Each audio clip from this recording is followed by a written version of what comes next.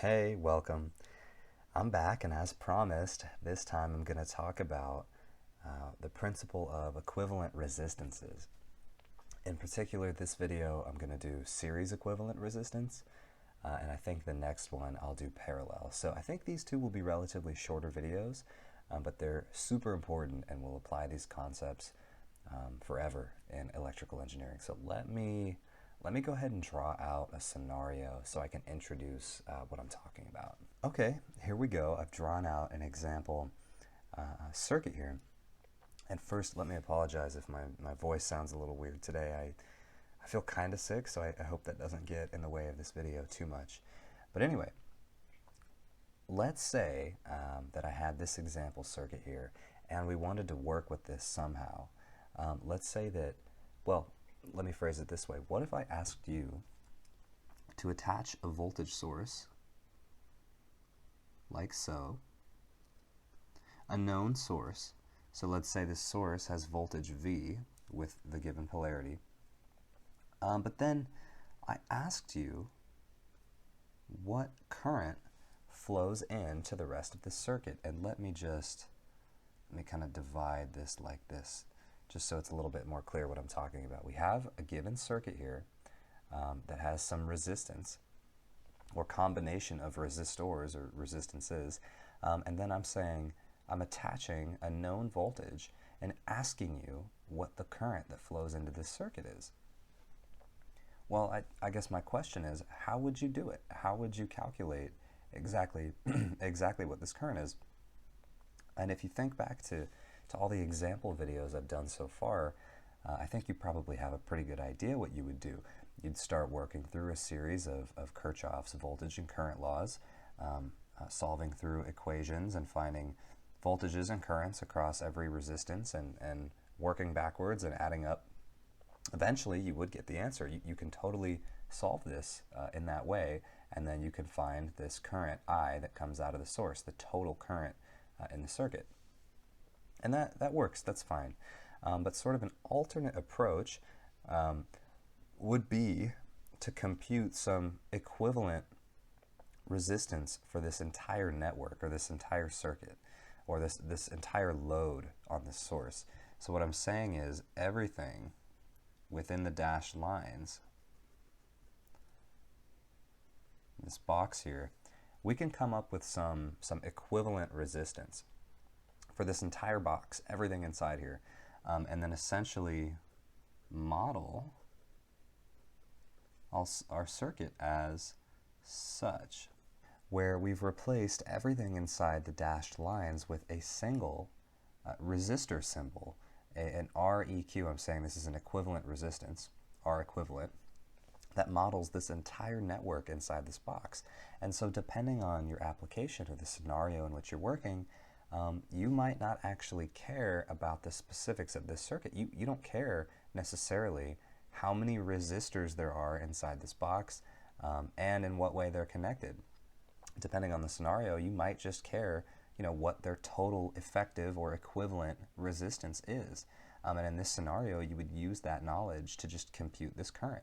Or as you see here, this is just a simple application of Ohm's law. Or at the same time, I could say I'm injecting a current and then measure some voltage or some such thing like that. And many times in electrical engineering, this is incredibly important. This has many implications. It extends far beyond the simple examples that I'm going to show here, but being able to take some network or some circuit and compute an equivalent resistance for it is incredibly important and necessary. It will make your life easier in a lot of ways. It's sometimes essential to solve problems. And like I've sort of mentioned before, in engineering, we like to abstract things away, and we like to reduce complexity as much as possible. So there's absolutely no reason for us to think about this circuit with 5 resistors in it if modeling it as a single resistor will do. And so that's sort of a summary of why we're doing all this. So to start in this video, I'm just going to show how to compute an equivalent resistance when you have multiple resistances in series. So now let me go ahead and draw up a scenario for that. Okay, what I'm going to do here is use this circuit topology to derive a formula or an expression for how you can identify a total series equivalent resistance.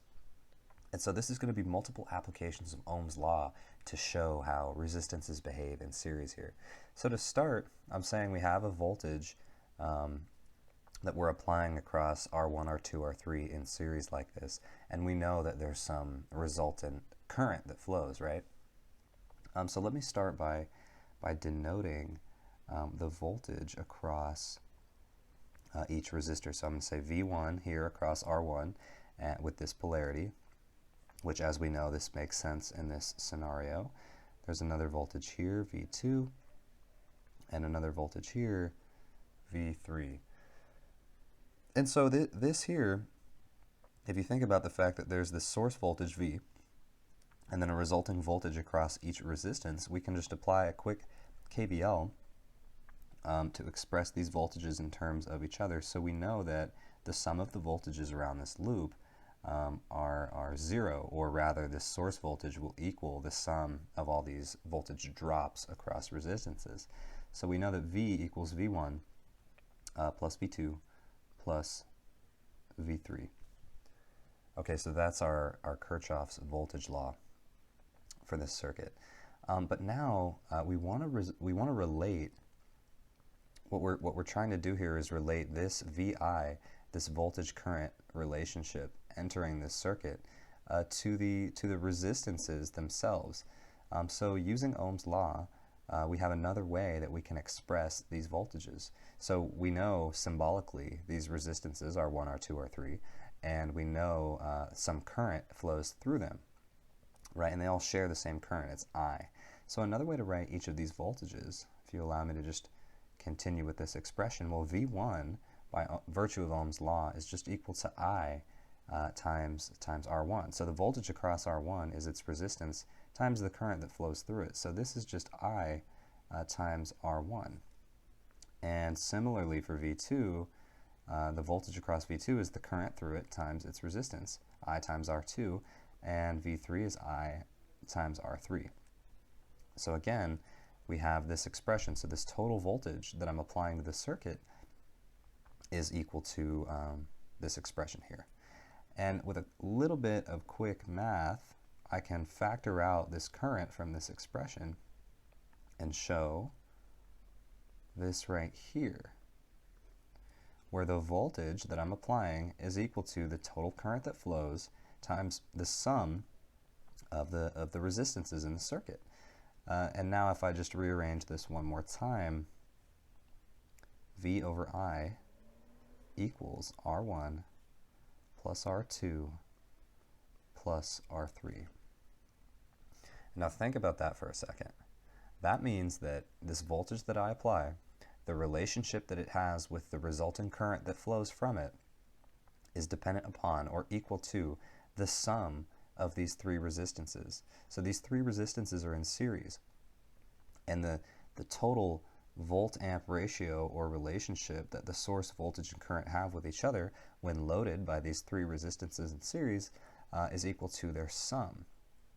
So another way to say this is that I could write Req here. So what I'm saying is I'm modeling the equivalent resistance of these three resistors in series as just the sum of their three resistances, and that's the equivalent resistance. Point being, if I redrew this circuit exactly like this as I have above, where everything inside, well, everything to the right of my dashed line here, I could model with a single resistor, Req or R equivalent, where that equivalent resistance just equals the sum of the three resistors in series. And that's it. That's how you model a series equivalent resistance. The punchline here is that resistors in series just add. That's it. So R1 and R2 are in series. The total series resistance is R1 plus R2. You add a third resistor, it's R1 plus R2 plus R3. You add 6 resistors, it doesn't matter. Any number of resistors in series, all the resistances just add, and you can model that as a single series resistance. Okay, so that might seem really easy, and it kind of is.